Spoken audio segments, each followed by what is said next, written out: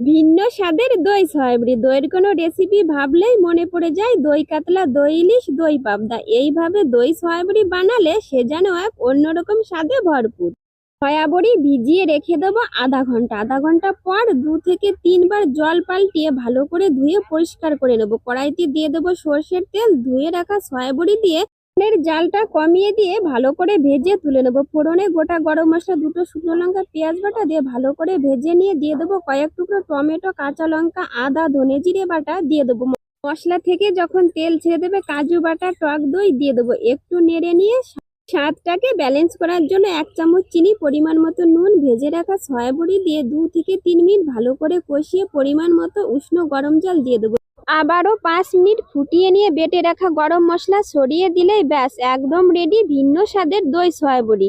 গরম ভাত বা রুটির সঙ্গে পরিবেশন করুন। রেসিপিটি যদি ভালো লেগে থাকে অবশ্যই বাড়িতে